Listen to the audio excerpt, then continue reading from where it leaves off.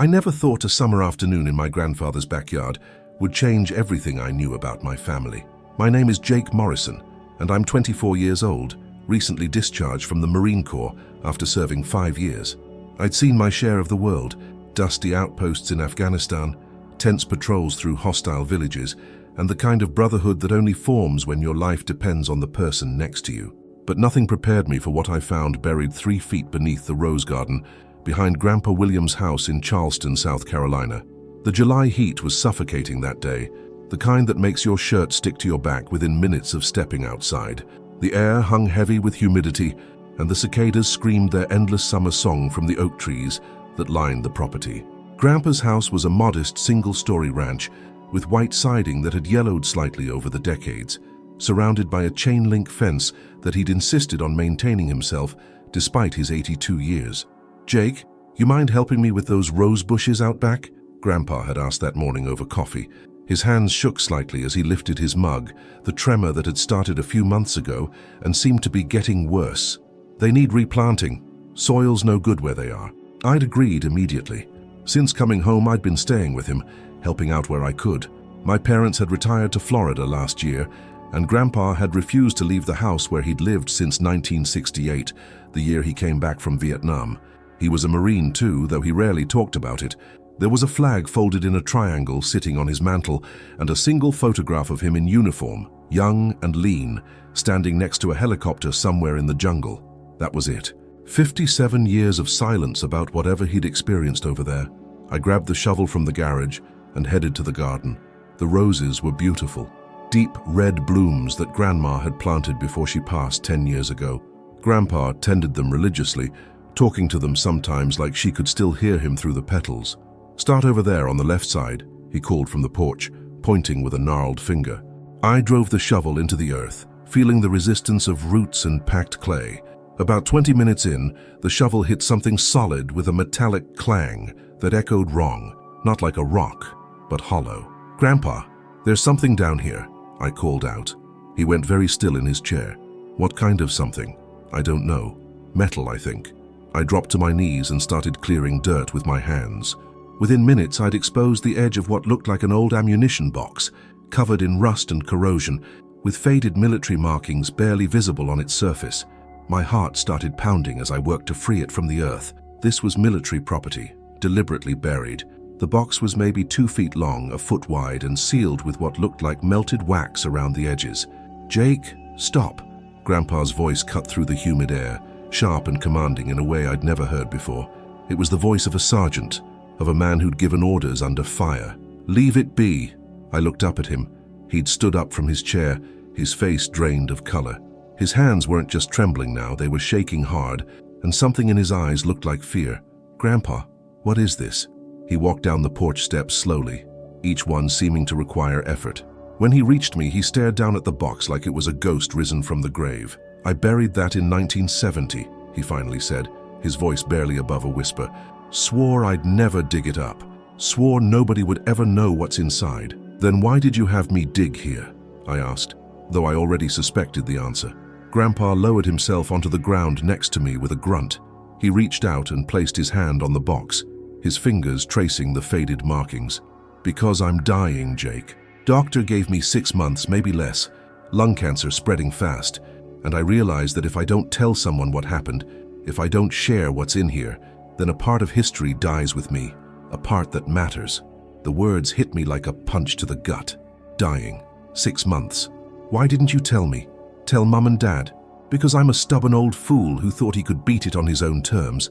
He managed a weak smile. "And because I needed time to decide if I was ready to open this box, to tell you what's inside." I sat back on my heels, looking at this man who'd been a constant in my life. He'd taught me to fish, to shoot, to be a Marine, and now he was telling me he was dying, and that this rusted box held secrets that had haunted him for over 50 years. "What's in it, Grandpa?" He was quiet for a long moment. When he finally spoke, his voice was distant. "Letters, photographs, dog tags. Evidence of something that happened in Vietnam that the Corps doesn't want anyone to remember, and a promise I made to 5 men who never made it home." A chill ran down my spine despite the oppressive heat. "The official story says those men died in a helicopter crash during a routine supply run." Grandpa continued. Quick, painless, an accident. But that's a lie, Jake. They died because of orders that never should have been given, in a place we never should have been, doing something that even now makes my stomach turn. And I was there. I saw it all. I survived when they didn't, and I've carried their story for 54 years, too afraid to tell anyone the truth. I need to know, I said quietly. I served too, Grandpa. I know about things that happen in war that people don't talk about. I need to know what happened to you. He nodded slowly. Then help me carry this inside. The story I'm about to tell you is going to take a while, and once you hear it, you'll understand why I buried it, and why, after all these years, it's finally time to dig it up. Together, we lifted the box from its earthen grave. It was heavier than I expected. As we walked toward the house, I glanced back at the hole in the garden, at the disturbed earth where roses had bloomed for decades, hiding what lay beneath. The screen door creaked as we carried the box inside. Grandpa paused at the threshold, looking back at the garden one last time. God forgive me, he whispered. Then we stepped into the cool darkness of the house, and he began to tell me about Firebase Phoenix, about 5 men who died for a lie, and about the promise that had haunted him every day since. We set the box on Grandpa's kitchen table. He didn't open it right away. Instead, he poured us both bourbon, neat in heavy glasses that had been wedding gifts from 1965. The afternoon light filtered through the kitchen window, casting long shadows across the floor. March 1970, Grandpa began, his voice steady now. I was a staff sergeant with the 3rd Marine Division, stationed at a forward operating base near the Laotian border. We called it Firebase Phoenix, though it wasn't on any official maps. Officially, we weren't even in that part of Vietnam. He took a sip of bourbon, his eyes distant. I remained silent, letting him find his way into the story. There were 6 of us assigned to a special detail. Me, Corporal Tommy Chen from San Francisco, Lance Corporal Marcus Webb from Atlanta, Private First Class David Rodriguez from Texas, Private James Sullivan from Boston, and Private Robert Bobby Mitchell from right here in South Carolina. We'd been together for 8 months, survived 2 major offensives, and we trusted each other completely. Grandpa stood up slowly and moved to the box. His hands shook as he worked at the wax seal, cracking it with a knife. The lid resisted at first, then opened with a groan of corroded metal. The smell that emerged was musty, like old paper and forgotten time. Inside, wrapped in oilcloth, were stacks of letters, black and white photographs, and a small canvas bag that clinked softly. He pulled out a photograph and handed it to me. 6 young men in jungle fatigues, arms around each other's shoulders, grinning at the camera. Grandpa stood in the center, impossibly young. His smile didn't reach his eyes, even then. That was taken 2 days before it happened, he said quietly. He pulled out another photograph showing a small fire base carved out of the jungle, sandbag walls, wooden structures, concertina wire, and the hostile green of the jungle pressing in from all sides. We got orders that came down from way above our pay grade. Some intelligence officers arrived by helicopter, not regular army. These guys were different. CIA maybe, or something else. They told us we needed to escort a high-value prisoner to another location for interrogation. Vietnamese man claimed to be a defector from North Vietnamese intelligence, said he had information about supply routes through Laos. Grandpa's jaw tightened. The thing was, this man was terrified. Not of us, of what he was going to tell us. He kept saying he wanted to defect, wanted protection for his family. The intelligence officers assured us that arrangements had been made. But that wasn't true. No, it wasn't. Grandpa pulled out a stack of letters, carefully unfolding one. This is what Bobby Mitchell wrote to his sister 3 days before we left on that mission. He had a bad feeling about it. He handed me the letter. At the bottom, Bobby had written, "If something happens to me, sis, remember that I tried to do the right thing. I hope that counts for something." We left Firebase Phoenix at dawn on March 17th, the 6 of us, plus the prisoner. About halfway there, we stopped at a clearing for a break. That's when the prisoner started talking. Grandpa paused, taking another drink. He told us the intelligence officers weren't taking him to be debriefed. He said they were going to kill him because the information he had would expose illegal operations across the Laotian border, operations that violated international law. He said he wasn't a defector. He was a witness to American war crimes, and they needed him silenced. Tommy Chen spoke Vietnamese. He confirmed the man's story. We radioed back to base, asking for clarification. The response was immediate. Complete the mission as ordered. No deviations. When Tommy pressed for details, the radio went dead. They cut us off. We had a choice to make. Follow orders and deliver this man to what we believed would be his execution, or refuse and face the consequences. We voted, unanimous, we would not deliver the prisoner. He pulled out a map, worn and faded with routes marked in pencil. We changed course, but someone had been monitoring our position. About an hour after we deviated, we heard helicopters. Not ours. These were Huey's, coming in fast and low. The pain in Grandpa's voice was raw now. They opened fire on us, Jake. American helicopters firing on American Marines. We scattered, trying to find cover. Marcus Webb was hit first, took rounds through his chest. David Rodriguez tried to pull him to cover and got hit in the head. James Sullivan made it maybe 20 yards before they cut him down. Tears were streaming down Grandpa's face now, and mine too. Tommy, Bobby, and I managed to find a drainage ditch. We pulled the prisoner with us. The helicopters circled for another 10 minutes, firing into the jungle, trying to make sure there were no survivors. Then they left. Grandpa reached into the canvas bag and pulled out 5 sets of dog tags. The metal darkened with age. He laid them out on the table one by one, saying each name like a prayer. Thomas Chen, Marcus Webb, David Rodriguez, James Sullivan, Robert Mitchell. Tommy and Bobby died 2 days later. We tried to make it to a friendly position, but the jungle got Bobby. Infection from a wound. Tommy stepped on a mine trying to scout our route. The prisoner and I were the only ones who made it out. The room was silent except for the sound of the air conditioning and Grandpa's ragged breathing. I got the prisoner to a village sympathetic to Americans. Then I went back to base, alone. I reported that we'd been ambushed by enemy forces, that the prisoner had been killed, that I was the only survivor. They gave me a medal, Jake, a bronze star for bravery. He pulled out a medal from the box, bronze with a red, white, and blue ribbon, tarnished but still recognizable. He threw it across the room where it clattered against the wall. I've hated that thing every day of my life. Why didn't you tell anyone? Why didn't you expose what happened? He looked at me with eyes that had seen too much. Because I was a coward, Jake. I had no proof. The prisoner disappeared. I had dog tags I'd taken from dead men. I had my word against the official report. And I had the very real threat that if I spoke up, I might end up like them. So you buried it all. I came home in 1970, married your grandmother, tried to build a normal life. But you can't outrun ghosts, Jake. Outside, the sun was setting. We sat in the growing darkness. 2 Marines separated by generations but connected by service. Why tell me now? Grandpa looked at me with something like hope. Because you're going to finish what I started, Jake. You're going to tell their story. You're going to make sure those 5 men are remembered for their courage, not for a lie. And you're going to do it because you're braver than I ever was. I'll do it, Grandpa. He nodded, relief washing over his face. He reached into the box one more time and pulled out a folder marked Classified Operation Phoenix Fire. Inside were documents, orders, reports, evidence that had been hidden for over half a century.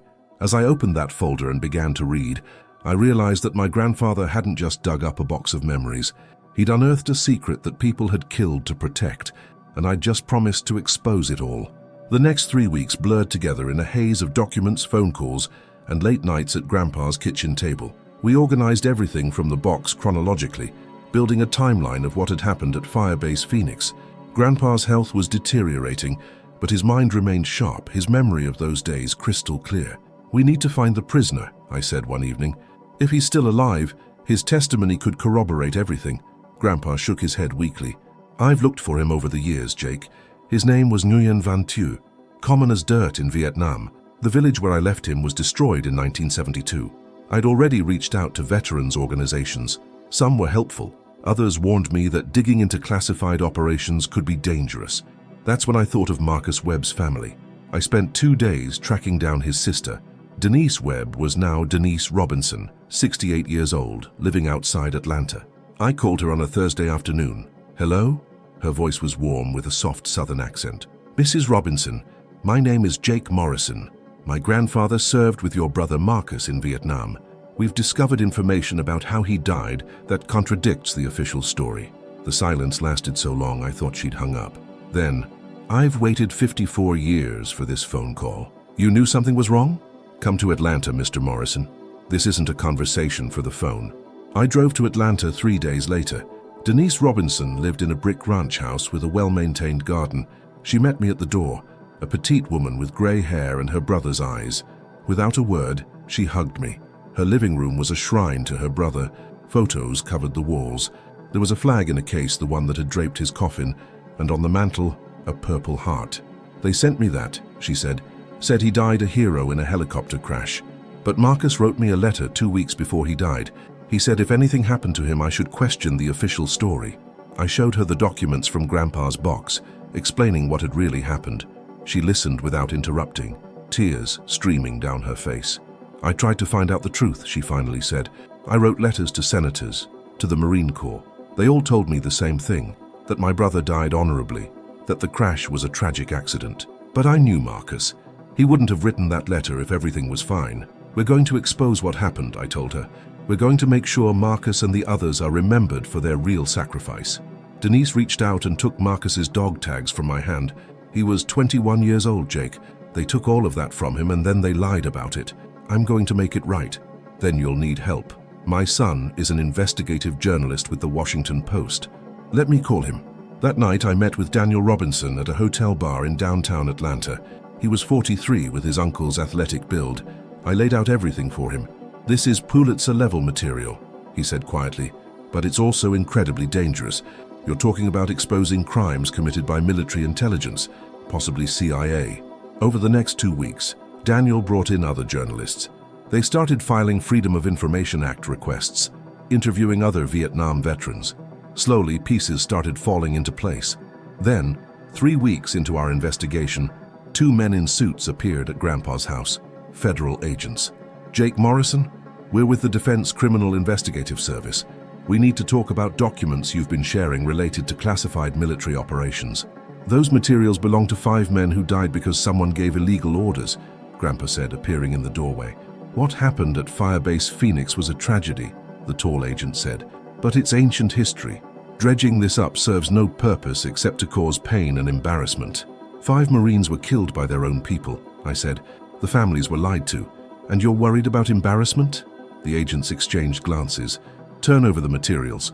We'll review them through proper channels, but it happens quietly, not through the media. And if we refuse, then we remind you that possessing classified documents is a federal crime. Your grandfather is elderly and ill. I doubt you want his final months spent fighting federal charges. Get out," I said quietly. "If you want those documents, come back with a warrant." They left, but their message was clear. We were being watched. That night, I called Daniel. They came to threaten us, which means we're on the right track. "How fast can you get a story published?" 3 days if we fast-track it. Then we move fast. The story published on a Wednesday morning. The headline read, "Firebase Phoenix. How 5 Marines were killed by their own side for trying to do the right thing." By noon, it had exploded across the internet. By evening, it was the lead story on every major news network. By the next morning, the Secretary of Defense had announced a full investigation. We'd done it. We'd brought the truth to light. The families reached out within hours of the story breaking. Thomas Chen's daughter Sarah emailed, "Thank you for giving me my father back. Not the sanitized version, but the real man. The one who chose to do what was right even when it cost him everything." David Rodriguez's son called from Houston, his voice shaking. "Knowing Dad died standing up for his principles means everything." Bobby Mitchell's sister, Rachel, was 79, living in a nursing home. I drove to see her, bringing Bobby's dog tags and letters. She held them against her chest and wept. "He was my baby brother," she said. "They told me it was quick, painless, an accident. Now I finally know he tried to save someone. That's exactly what Bobby would do." The official investigation moved forward, and miraculously, they found Nguyen Van Thieu. He was alive, 84 years old, living in Ho Chi Minh City. When investigators told him that American Marines had died protecting him, he agreed to give a statement. His testimony confirmed everything Grandpa had said. "They saved my life," he said through tears. "I have lived 64 years because of their courage. I owe all of it to those men." The investigation's findings confirmed that the official report had been fabricated. They confirmed the cover-up. They recommended that the 5 men be posthumously awarded medals, that their service records be corrected, and that their families receive official apologies. The awards ceremony was held on an October morning at Arlington National Cemetery. All 5 families were there, and Grandpa, barely able to stand, wearing his old dress blues that hung loose on his wasted frame.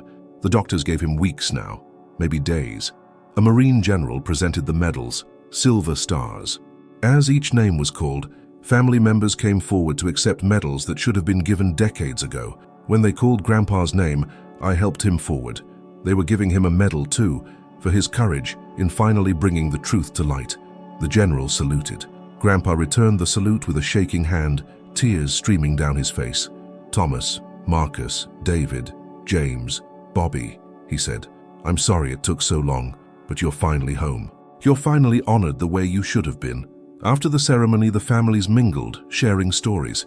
Nguyen Van Thieu had sent a video message, thanking the families, showing pictures of his own family that existed because 5 men had chosen to do the right thing. Grandpa declined rapidly after the ceremony.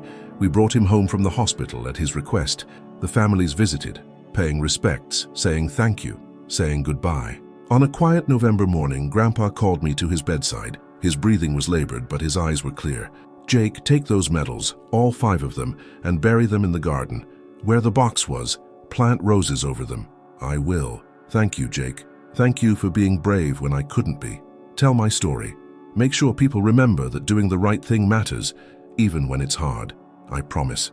He closed his eyes, his breathing growing shallow. I held his hand and told him it was okay to rest, that his duty was done, that his friends were waiting. William Morrison died that afternoon, at home, with me by his side.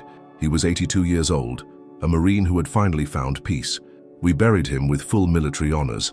The 5 families came along with Marines from across the country. They came to honor what he represented, the importance of truth and the courage to do what's right. After the funeral, I went to the garden with a shovel. I dug 5 small holes and placed each medal carefully in the earth. I covered them gently, then planted roses over each one. 5 red roses for 5 men who had died defending a principle. As I worked, I thought about everything that had happened since that July afternoon, about the secrets we keep and the price we pay for them, about families who'd waited decades for truth. My phone buzzed. A text from Daniel. The Department of Defense had announced new protocols for investigating wartime misconduct, inspired by the Firebase Phoenix case. I looked up at Grandpa's house, at the window where he'd watched me dig that first day. I could almost see him there, young again, standing with his 5 friends, all of them at peace. "Mission complete, Grandpa," I whispered. "They're all home."